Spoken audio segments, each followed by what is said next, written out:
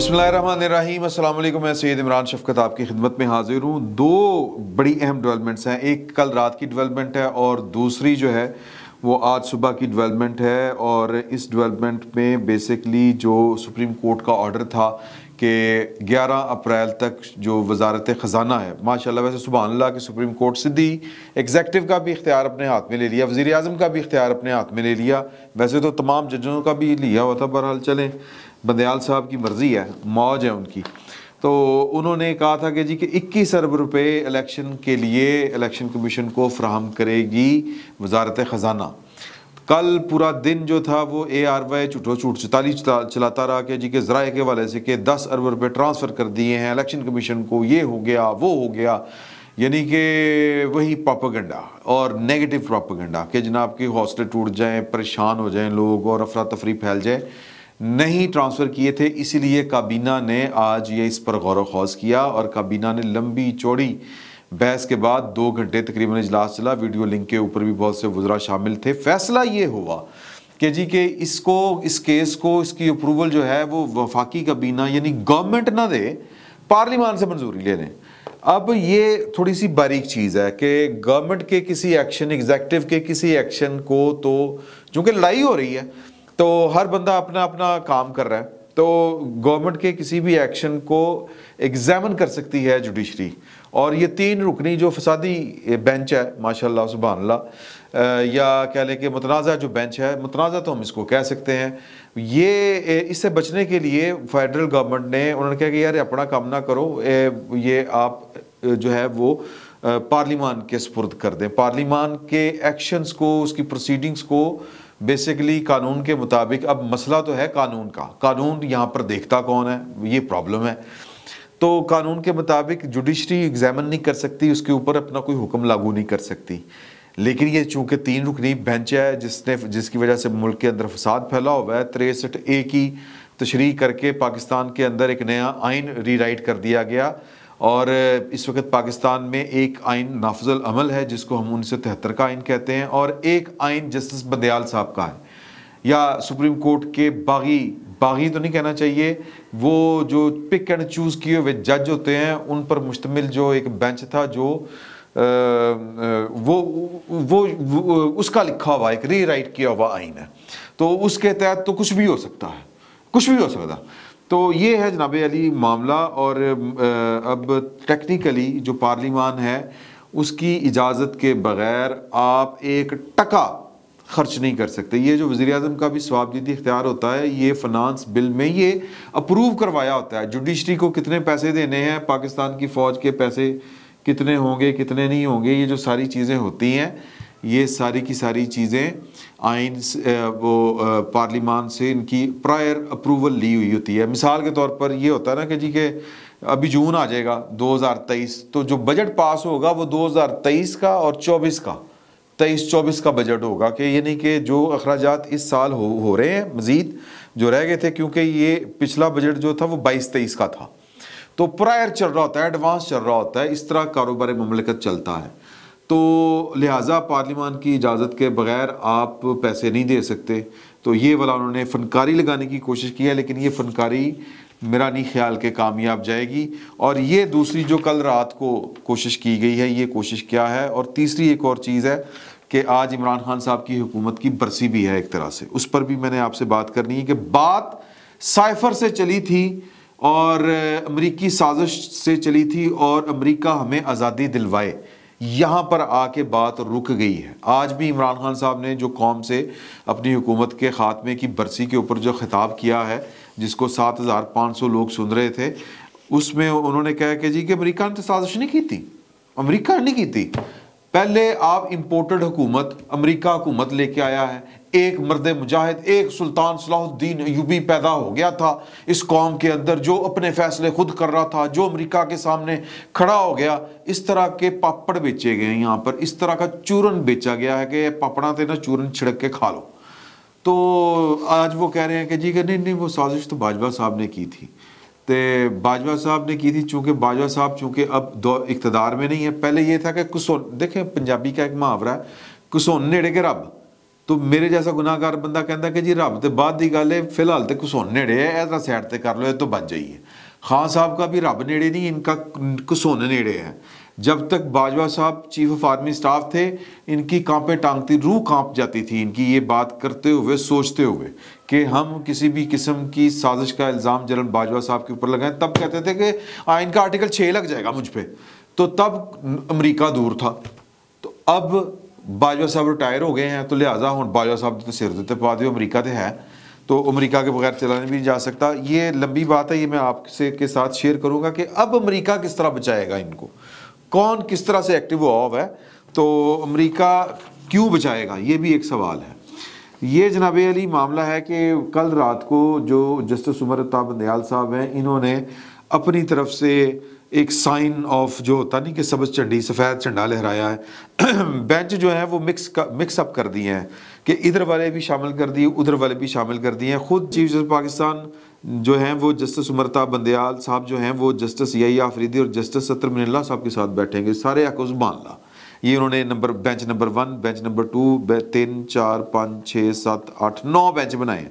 दूसरा बेंच है जस्टिस काजी फ़ायज़ ईसा और जस्टिस मोहम्मद अली मज़हर साहब, ये एक उधर के एक उधर के। अच्छा, अब यहाँ पे है लेकिन ये स्पेशल बेंच नहीं है जस्टिस बंदयाल साहब वाला जो है ना, ये स्पेशल बेंच जब बनेगा तो वही बनेगा। मुनीब अख्तर साहब तो एजाज़ुल अहसन साहब, कल इन्होंने केस किस तरह के सुनेंगे, वो जो गैर सियासी किस्म के होंगे केस के फ़लाँ मिस्टर ए मिस्टर बी के दरमियान जो झगड़ा हो गया था उसका तस्फिया क्या होना है, प्राइवेट केसेस जिस तरह के होते हैं वो वाले। तीसरा बेंच है जनाब जस्टिस सरदार तारिक मसूद साहब और जस्टिस अमीनुद्दीन खान, ये भी बेंच पीले पीले बैठ के सुन रहा होगा, कोई पॉलिटिकल केसेस नहीं सुनेगा या कुछ इस तरह के केसेस जिस पे कोई डेंट पड़ सकता हो वो नहीं सुनेगा। रेगुलर बेंच है, सारे रेगुलर बेंच ने हैं जी, मिस्टर जस्टिस एजाज़ुल अहसन सुभान अल्लाह और मिस्टर जस्टिस शाहिद वहीद सुभान अल्लाह, मतलब किन्नू कितना जहर चढ़ेगा कोई पता नहीं। अच्छा, ये रेगुलर बेंच है जी। अगला जस्टिस एजाज़ुल अहसन सुभान अल्लाह, फिर जस्टिस याहिया अफरीदी सुभान अल्लाह, जस्टिस शाहिद वहीद साहब, यानी कि जस्टिस याहिया अफरीदी आज़ाद जज, इसमें बाकी दो जो हैं वो हम ख्याल। Mister justice Syed Mansoor Ali Shah, mister justice Ayesha Malik, ये भी एक उधर के एक उधर के, एक आज़ाद मंश और एक नीचे से लाई हुई हमारी मोहतरम जज साहिबा। जस्टिस मुनीब अख्तर साहब अगला बेंच, जस्टिस सैयद मज़हर अली अकबर नकवी साहब, तौबा तौबा अस्तग़फ़ार अस्तग़फ़ार, इस बेंच दे विच जो भी आएगा की पाएगा। अच्छा जी, जस्टिस मुनीब अख्तर साहब अगला बेंच, जस्टिस सैयद मज़हर अली अकबर नकवी, फिर आखो सुभान अल्लाह, जस्टिस अतर मिल्ला बेचारा कल्ला की करेगा, और जस्टिस जमाल खान मंदोखेल और जस्टिस सैयद हसन अज़हर रिजवी साहब, इन्हें भी की करना है बेंच ने। तो ये बेसिकली वो मिक्सिंग की है, ये बेंच बना के, इस बेंच बनाने का ये कुछ सफाई नहीं है, ये बेसिकली हमारी और आपकी आंखों में धूल झोंकने वाली बात है। फिर ये भी खबर आई कि जज साहब चीफ साहब जो हैं वो जजों को मिल रहे हैं 100 बिस्मिल्लाह। पहले सर आपको 2 नंबरियाँ नहीं चल सकती, अब आपको जो है वो फुल बेंच या फुल कोर्ट बनाना पड़ेगा।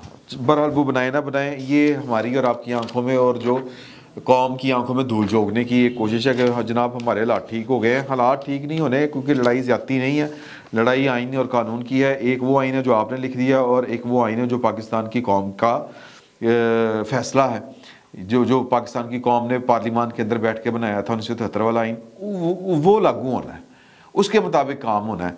तो बहरहाल अब मैं वापस आता हूँ उस बात के ऊपर कि ये सारे जोर क्यों लग रहे हैं, ये जो बेंच बनाए जा रहे हैं, ये जो किए जा रहे हैं कि जी 21 अरब रुपए के लिए मंजूरी जो है वो पार्लियामान दे दे, हमने तो नहीं देनी, जो फेडरल गवर्नमेंट कर रही है।